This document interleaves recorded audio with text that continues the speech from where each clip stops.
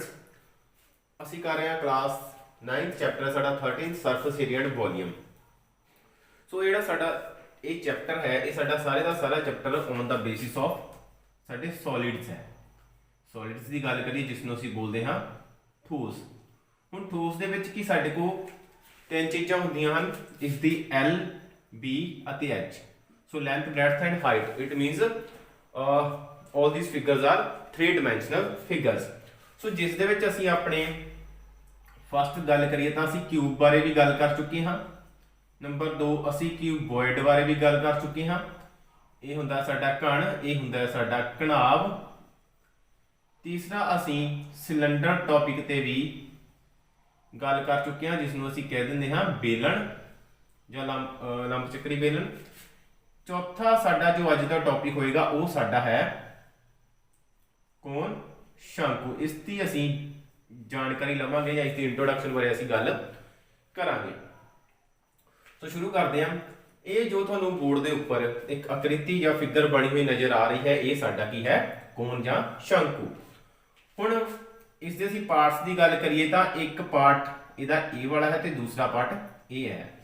ਹੁਣ ਇਸ ਦੇ ਦੋਵਾਂ ਹੀ ਪਾਰਟਸ ਨੂੰ ਅਸੀਂ ਅਲੱਗ-ਅਲੱਗ ਜਿਹੜਾ ਬਣਾਉਂਦੇ ਹਾਂ। ਸੋ ਪਹਿਲਾ ਪਾਰਟ ਸਾਡੇ ਕੋਲ ਆਉਂਦਾ ਹੈ ਇਹ ਕਿਸ ਤਰ੍ਹਾਂ ਦਾ ਕੋਣ ਜਿਹੜਾ ਉਹ ਇਸ ਦੇ ਵਿੱਚ ਆ ਰਿਹਾ ਹੈ। ਦੂਸਰਾ ਇਸ ਦੇ ਨੀਚੇ ਪਾਰਟ ਹੈ ਜੋ ਸਾਡਾ ਉਹ ਹੈ ਸਾਡਾ ਇੱਕ ਸਰਕੂਲਰ ਪਾਰਟ। ਸੋ ਜਿਸ ਤਰ੍ਹਾਂ ਵੀ ਬਣਿਆ, ਠੀਕ ਹੈ।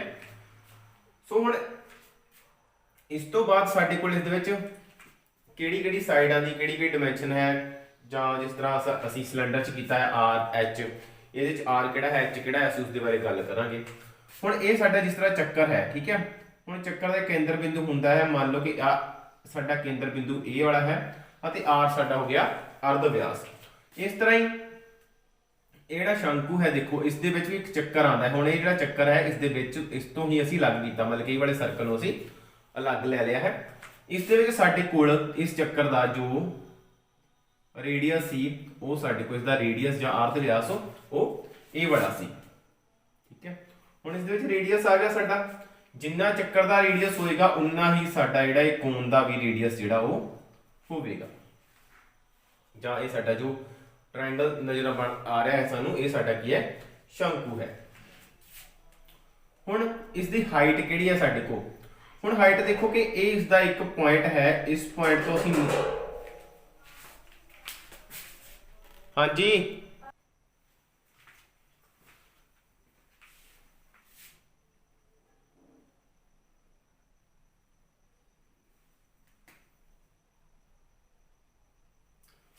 ਹੁਣ ਅਸੀਂ ਇਸ ਤੋਂ ਬਾਅਦ ਇਹ ਵੇਖਣਾ ਹੈ ਕਿ ਜਿਹੜਾ ਸਾਡੇ ਕੋਲ ਸ਼ੰਕੂ ਹੈ ਜਾਂ ਇਹ ਟ੍ਰਾਇੰਗੂਲਰ ਪਾਰਟ ਹੈ ਜਿਹੜਾ ਸਾਡੇ ਕੋਲ ਕਿੰਨੀ ਇਸ ਦੀ ਹਾਈਟ ਹੈ ਉਹ ਕੀ ਹੈ।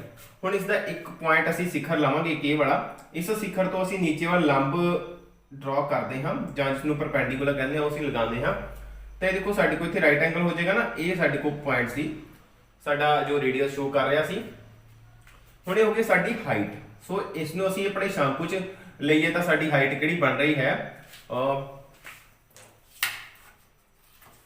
ਅਸੀਂ ਸਕੇਲ ਦੇ ਨਾਲ ਵੇਖ ਲੈਂਦੇ ਹਾਂ। ਦੇਖੋ ਅਸੀਂ ਇਹ ਜਿਹੜਾ ਸਾਡਾ ਹਾਈਟ ਹੈ ਇੱਕ ਸ਼ੰਕੂ ਦੀ ਉਹ ਸਾਡੇ ਕੋਲੇ ਆ ਰਹੀ ਹੈ, ਕਲੀਅਰ। ਹੁਣ ਇਹ ਦੇਖੋ ਇਹ ਪੁਆਇੰਟ ਹੈ ਸਾਡਾ, ਇਸ ਤੋਂ ਅਸੀਂ ਉੱਪਰ ਜਾਂਦੇ ਹਾਂ ਤਾਂ ਇਹ ਸਾਡਾ ਆਉਂਦਾ ਹੈ ਸ਼ੰਕੂ। ਤਾਂ ਇਹ ਜੋ ਹੈ ਸਾਡੀ ਇਹ ਹਾਈਟ ਬਣ ਰਹੀ ਹੈ ਸ਼ੰਕੂ ਦੀ, ਠੀਕ ਹੈ, ਜਿਸ ਨੂੰ ਅਸੀਂ ਕੀ ਕਹਿੰਦੇ ਹਾਂ ਉਚਾਈ। ਸੋ ਉਚਾਈ ਹੋ ਗਈ, ਸਾਡਾ R ਹੋ ਗਿਆ। ਹੁਣ ਜੇਕਰ ਅਸੀਂ ਆਪਣੇ ਤ੍ਰਿਭੁਜ ਨੂੰ ਦੇਖੀਏ ਜੋ ਪਾਰਟ ਹੈ ਸਾਡਾ, ਇੱਕ ਸਾਈਡ ਇਹਦੀ A ਵੀ ਹੈ ਸਾਡੇ ਕੋਲ ਜਿਸ ਨੂੰ ਅਸੀਂ L ਬੋਲਦੇ ਹਾਂ, ਠੀਕ ਹੈ। ਹੁਣ ਅਸੀਂ ਸਭ ਤੋਂ ਪਹਿਲਾਂ R ਲਿਖ ਲਈਏ, ਸਾਡਾ ਕੀ ਹੈ ਜਿਸ ਨੂੰ ਅਸੀਂ ਕਹਿੰਦੇ ਹਾਂ ਰੇਡੀਅਸ ਜਾਂ ਸਾਡਾ ਹੋਇਆ ਇਹ ਅਰਧ ਵਿਆਸ। ਫਿਰ ਸਾਡਾ H ਆਉਂਦੀ ਹੈ ਜੋ ਸਾਡਾ ਹੈ ਹਾਈਟ, ਜੋ ਸਾਡੀ ਹੈ ਉਚਾਈ। ਫਿਰ ਸਾਡਾ ਆ ਗਿਆ L ਜਿਸ ਨੂੰ ਅਸੀਂ ਬੋਲਦੇ ਹਾਂ ਸਲੈਂਟ ਹਾਈਟ, ਜੋ ਸਾਡੀ ਆ ਗਈ ਤਿਰਛੀ ਉਚਾਈ। ਹੁਣ H ਵੀ ਕਲੀਅਰ ਹੈ, ਅਸੀਂ ਪਹਿਲਾਂ ਕਰ ਚੁੱਕੇ ਹਾਂ ਸਿਲੰਡਰ 'ਚ। R ਰੇਡੀਅਸ ਵੀ ਉਹ ਤੁਹਾਨੂੰ ਕਲੀਅਰ ਹੋਏਗਾ। ਸੋ ਨਿਊ ਕਨਸੈਪਟ ਆਉਂਦਾ ਹੈ ਆਪਣੇ ਕੋਲ ਜੋ ਸਾਡਾ L ਆਉਂਦਾ ਹੈ ਸਲੈਂਟ ਹਾਈਟ। ਹੁਣ ਧਿਆਨ ਨਾਲ ਸਮਝਣਾ L ਵਾਲਾ ਕਨਸੈਪਟ। ਹੁਣ ਦੇਖੋ ਅਸੀਂ ਇਸ ਤ੍ਰੈਭੁਜ ਨੂੰ ਦੇਖੀਏ ਤਾਂ ਅਸੀਂ ਕਿਹਾ ਸੀ ਕਿ ਇਹ ਸਾਡਾ ਇੱਕ ਲੰਬ ਹੈ ਤੇ ਸਾਡੇ ਕੋਈ ਰਾਈਟ ਐਂਗਲ ਬਣਾ ਰਿਹਾ ਹੈ। ਕਲੀਅਰ। ਹੁਣ ਜਦੋਂ ਸਾਡੇ ਕੋਲ ਰਾਈਟ ਐਂਗਲ ਬਣ ਰਿਹਾ ਹੈ ਤਾਂ ਰਾਈਟ ਐਂਗਲ ਦੇ ਆਪੋਜ਼ਿਟ ਸਾਈਡ ਜਿਹੜੀ ਸਾਡੇ ਕੋਲ ਹੁੰਦੀ ਹੈ ਉਹ ਕੀ ਹੁੰਦੀ ਹੈ ਸਾਡੀ h। ਕਨਸੈਪਟ ਨੂੰ ਧਿਆਨ ਨਾਲ ਸਮਝਣਾ ਹੈ। ਅਸੀਂ ਪਾਈਥਾਗੋਰਸ ਥਿਊਰਮ ਤੇ ਲੱਗੇ ਹਾਂ, ਠੀਕ ਹੈ, Pythagoras theorem. So opposite side to right angle ਸਾਡੀ ਹੋ ਗਈ h। ਸੋ ਇਹ ਸਾਡਾ ਹੋ ਗਿਆ h। ਹੁਣ ਅਸੀਂ ਇੱਥੇ ਇੱਕ ਆਪਣੀ ਜੋ ਤ੍ਰੈਭੁਜ ਬਣ ਰਹੀ ਉਹ ਬਣਾਈਏ। ਇਹ ਬਣ ਗਈ ਸਾਡੀ, ਇਹ ਸਾਡਾ p, ਇਹ ਸਾਡਾ h ਤੇ ਇਹ ਸਾਡਾ ਕੀ ਹੋ ਗਿਆ b ਹੋ ਗਿਆ। ਕਲੀਅਰ। p ਅਸੀਂ ਇਸ ਨੂੰ ਵੀ ਰੱਖ ਸਕਦੇ, ਇਸ ਨੂੰ ਵੀ ਰੱਖ ਸਕਦੇ ਹਾਂ, ਠੀਕ ਹੈ, ਜਿਸ ਤਰ੍ਹਾਂ ਮਰਜ਼ੀ ਰੱਖ ਲੈਣਾ। ਹੁਣ ਪਾਈਥਾਗੋਰਸ ਥਿਊਰਮ ਕੀ ਹੁੰਦੀ ਸਾਡੀ ਕੋਲ h square is equal to p square plus b square, hypotenuse square is equal to p square plus b square. So h is square of hypotenuse is equal to the sum of the square of the both the sides p and p। ਸੋ ਸਾਡੇ ਕੋਲ h ਦੀ h ਕੀ ਹੈ ਸਾਡੀ ਕੋਲ l। ਹੁਣ ਇਸ ਦੇ ਵਿੱਚ ਅਸੀਂ ਸ਼ੰਕੂ ਦੇ ਵਿੱਚ h ਨੂੰ ਕੀ ਨਾਮ ਦਿੰਦੇ ਹਾਂ l ਸਲੈਂਟ ਹਾਈਟ। ਇੱਥੇ ਆ ਗਿਆ ਸਾਡਾ l square is equal to, ਹੁਣ ਇਹ ਸਾਡਾ ਕੀ ਹੈ r, b ਸਾਡਾ r ਰਿਹਾ, ਇੱਥੇ p ਸਾਡਾ ਕੀ ਰਹਿੰਦਾ ਹੈ h ਰਹਿੰਦਾ ਹੈ, ਠੀਕ ਹੈ। ਸੋ p ਦੀ ਜਗ੍ਹਾ ਤੇ ਸਾਡਾ ਆ ਗਿਆ h ਸਕੁਅਰ ਪਲੱਸ b ਦੀ ਜਗ੍ਹਾ ਤੇ ਸਾਡਾ ਆ ਗਿਆ r ਦਾ ਸਕੁਅਰ। ਸੋ ਅਸੀਂ ਫਾਈਂਡ ਕਰਨਾ ਹੈ l ਸਾਡਾ ਇਜ਼ ਇਕੁਅਲ ਟੂ ਆ ਗਿਆ l is equal to root h square plus r square. ਅਸੀਂ ਹਮੇਸ਼ਾ ਪੋਜ਼ਿਟਿਵ ਵਾਲੀ ਵੈਲਿਊ ਜਿਹੜੀ ਉਹ ਲੈਣੀ ਹੈ। ਸੋ ਹਮੇਸ਼ਾ l ਜਦੋਂ ਅਸੀਂ ਫਾਈਂਡ ਕਰਨਾ ਹੈ ਤਾਂ ਉਹ h square plus r square ਦਾ ਸਾਡਾ ਰੂਟ ਹੋਏਗਾ। ਅਗਰ l ਸਾਡੇ ਕੋਲ ਗਿਵਨ ਦੇ ਦਿੱਤਾ ਗਿਆ ਤਾਂ ਫਿਰ ਸਾਨੂੰ ਇਹ ਫਾਰਮੂਲਾ ਜਿਹੜਾ ਯੂਜ਼ ਕਰਨ ਦੀ ਜ਼ਰੂਰਤ ਨਹੀਂ ਪਵੇਗੀ। ਸੋ ਇਸ ਤੋਂ ਬਾਅਦ ਸਾਡਾ ਕਨਸੈਪਟ ਆਉਂਦਾ ਹੈ CSA of cone. So curve surface area of cone, ਸ਼ੰਕੂ ਦੀ ਵਕਰ ਸਤ੍ਹਾ ਦਾ ਖੇਤਰਫਲ। ਸੋ ਇਹ ਕੀ ਹੈ ਸਾਡਾ ਸ਼ੰਕੂ ਦੀ ਵਕਰ ਸਤ੍ਹਾ ਦਾ ਖੇਤਰਫਲ। ਸੋ ਇਹ ਜੋ ਸਾਡੇ ਕੋਲ ਵਕਰ ਸਤ੍ਹਾ ਦਾ ਖੇਤਰਫਲ ਹੈ ਸਾਡਾ ਹੈ ਪਾਈ r l। ਸੋ ਪਾਈ ਦੀ ਵੈਲਿਊ ਆ ਗਈ ਸਾਡੇ ਕੋਲ, r ਸਾਡੇ ਕੋਲ ਰੇਡੀਅਸ ਆ ਗਿਆ ਤੇ l ਸਾਡੇ ਕੋਲ ਸਾਡੀ ਸਲੈਂਟ ਹਾਈਟ ਆ ਗਈ। ਸੋ ਫਸਟ ਸੈਕੰਡ ਕਨਸੈਪਟ ਹੈ ਸਾਡਾ TSA of ਕੋਨ, ਸ਼ੰਕੂ ਦੀ ਕੁੱਲ ਸਤ੍ਹਾ ਦਾ ਖੇਤਰਫਲ। ਹੁਣ ਦੇਖੋ ਅਸੀਂ CSA ਤੇ TSA ਦੋਵਾਂ ਦੇ ਵਿੱਚ ਅਸੀਂ ਸਿਲੰਡਰ, ਕਿਊਬੋਇਡ ਐਂਡ ਕਿਊਬ ਦੇ ਵਿੱਚ ਜਿਹੜਾ ਕਨਸੈਪਟ ਹੈ ਕਲੀਅਰ ਕਰ ਚੁੱਕੇ ਹਾਂ ਕਿ ਟੋਟਲ ਦੇ ਵਿੱਚ ਸਾਡੇ ਕੋਲ ਜਿੰਨੇ ਵੀ ਸਰਫੇਸ ਹੋਣ ਸਾਰੇ ਸਰਫੇਸ ਆਉਂਦੇ ਹਨ, ਬਟ ਜਿਹੜਾ ਸਾਡੇ ਕੋਲ CSA ਹੁੰਦਾ ਉਸ ਵਿੱਚ ਅਸੀਂ ਅਪ ਐਂਡ ਡਾਊਨ ਜਿਹੜਾ ਉਸ ਨੂੰ ਨਿਗਲੈਕਟ ਕਰਕੇ ਚੱਲਦੇ ਹਾਂ। ਹੁਣ ਸ਼ੰਕੂ ਦੇ ਵਿੱਚ ਜਾਂ ਕੋਨ ਦੇ ਵਿੱਚ ਸਾਡੇ ਕੋਲ ਅੱਪਰ ਦਾ ਕੋਈ ਸਾਡੇ ਕੋਲ ਇਸ ਦਾ ਜਿਹੜਾ ਪਾਰਟ ਨਹੀਂ ਹੈ। ਸੋ ਇਹਦਾ ਨੀਚੇ ਵਾਲਾ ਲੋਅਰ ਪਾਰਟ ਹੈ ਸਾਡਾ ਸਰਕਲ। ਸੋ ਸਰਕਲ ਨੂੰ ਅਸੀਂ CSA ਚ ਕਰਤਾ ਇਗਨੋਰ। ਸਿਰਫ ਅਸੀਂ ਕਿਹੜਾ ਹਿੱਸੇ ਦੀ ਗੱਲ ਕੀਤੀ ਸੀ ਜਦੋਂ ਅਸੀਂ CSA ਦੀ ਗੱਲ ਕਰ ਰਹੇ ਹਾਂ, ਠੀਕ ਹੈ, ਤਾਂ ਅਸੀਂ ਇਹ ਜਿਹੜਾ ਪਾਰਟ ਸਾਡੇ ਕੋਲ ਉੱਪਰ ਬਚਦਾ ਹੈ ਇਹ ਸਾਡਾ ਸਿਰਫ CSA ਪਾਰਟ ਜਿਹੜਾ ਉਹ ਰਹਿੰਦਾ ਹੈ। ਸੋ ਨੀਚੇ ਆ ਜੀ ਅਸੀਂ ਸ਼ੰਕੂ ਦੀ ਕੁੱਲ ਸਤ੍ਹਾ ਦੇ ਖੇਤਰਫਲ ਦੇ ਵਿੱਚ ਤਾਂ ਸਾਡੇ ਕੋਲ ਇੱਕ ਸਰਕਲ ਜਿਹੜਾ ਨੀਚੇ ਵਾਲਾ ਪਾਰਟ ਇਹ ਵੀ ਐਡ ਹੋ ਜਾਏਗਾ। ਸੋ ਸਭ ਤੋਂ ਪਹਿਲਾਂ ਸਾਡਾ ਆ ਗਿਆ ਇੱਥੇ CSA ਪਲੱਸ ਆ ਗਿਆ ਸਾਡੇ ਕੋਲ ਏਰੀਆ ਆਫ ਸਰਕਲ, ਮਤਲਬ ਕਿ ਚੱਕਰ ਦਾ ਖੇਤਰਫਲ ਵੀ ਸਾਡੇ ਕੋਲ ਪਲੱਸ ਚ ਆ ਜਾਂਦਾ ਹੈ। ਇੱਥੇ ਲਿਖੋ CSA ਪਲੱਸ ਚੱਕਰ ਦਾ ਖੇਤਰਫਲ। ਧਿਆਨ ਰੱਖਣਾ CSA ਕਿਹਦਾ ਆਏਗਾ ਸਾਡੇ ਕੋਲ C4 ਕੋਨ ਦਾ ਆਏਗਾ।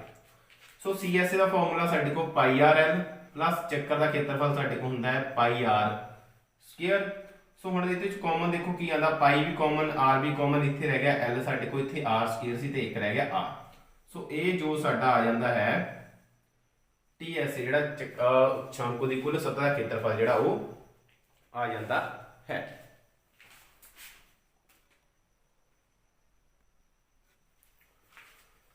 ਦੈਨ ਇਸ ਤੋਂ ਬਾਅਦ ਸਾਡਾ ਆਉਂਦਾ ਹੈ ਵੋਲੀਅਮ ਆਫ ਕੋਨ। ਸੋ ਕੋਨ ਦੇ ਵੋਲੀਅਮ ਦੀ ਗੱਲ ਕਰਾਂਗੇ ਅਸੀਂ। ਥਰਡ ਸਾਡਾ ਆ ਗਿਆ वॉल्यूम ऑफ कोन, मतलब कि शंकु का आयतन। हुण शंकु का आयतन की हुंदा है volume of cylinder divide by 3। लिखिए तो बेलन ਦਾ ਆਇਤਨ, ਸੋ ਡਿਵਾਈਡ ਬਾਈ ਆ ਗਿਆ ਸਾਡੇ को 3। ਹੁਣ ਬੇਲਣ मतलब कि सिलेंडर, सिलेंडर ਦਾ ਆਇਤਨ ਕਿੰਨਾ ਹੁੰਦਾ ਸਾਡੇ को ਪਾਈ ਆਰ ਸਕੁਅਰ h, ਇਹਨੂੰ ਡਿਵਾਈਡ ਕਰ ਦੇਣਾ 3 ਦੇ ਨਾਲ। ਇਹਦਾ मतलब कि ਜੇ ਸਾਡੇ ਕੋਲ ਸ਼ੰਕੂ ਅਤੇ ਸਿਲੰਡਰ ਦਾ ਰੇਡੀਅਸ ਸੇਮ ਹੋਵੇ ਅਤੇ ਹਾਈਟ ਵੀ ਸੇਮ ਹੋਵੇ ਤਾਂ ਅਸੀਂ ਜਿਹੜੇ ਤਿੰਨ ਸ਼ੰਕੂ ਹੋਣਗੇ, ਤਿੰਨ ਕੋਣ ਹੋਣਗੇ, ਉਹ ਕਿਹਦੇ ਬਰਾਬਰ ਹੋਣਗੇ? ਇੱਕ सिलेंडर के बराबर होणगे। ठीक है, मतलब कि कहने का मतलब तीन कोण बराबर होंदे हन वन सिलेंडर दे। सो कदों होंदे हन? When r of cone is equal to r of cylinder, h of cone is equal to h of cylinder. So ये जो आर ते एच दोवें साडे को सेम होने चाहिए हैं। ये ध्यान रखना सर, सिलेंडर का वॉल्यूम याद थानू हो चुका होएगा, असीं क्योंकि कंसैप्ट कर चुके हैं। तो उसनू डिवाइड 3 ना कर दो, साडे को कोण दा जिहड़ा वॉल्यूम है वो आ जाता है। सो इस तरह ये सी साडा कंसैप्ट, जो साडा टॉपिक कोण सी, शंकु सी, उसदी इंट्रोडक्टरी पार्ट सी साडा, जिस दे विच असीं उसदे आर एच दे कंसैप्ट नू क्लीयर किया। फिर उसदी एल साइड जो स्लैंट हाइट सी, असीं उसदे बारे भी गल कीती है। ये जो साडी स्लैंट हाइट रही है एल, किस तरह की फाइंड करनी है। सो फिर साडा CSA कंसैप्ट वो क्लीयर किया, तो CS तो बाद असीं PSA किस तरह फाइंड करना वो कंसैप्ट वेख्या। फिर असीं वॉल्यूम का कंसैप्ट जिहड़ा अपना वो क्लीयर किया है। सो नैक्सट क्लास में हुण असीं वेखांगे अपनी एक्सरसाइज जिहड़ी इस शंकु दे बेस्ड होएगी, साडी एक्सरसाइज 13.3। सो थैंक यू, मिलते हैं नैक्सट क्लास में।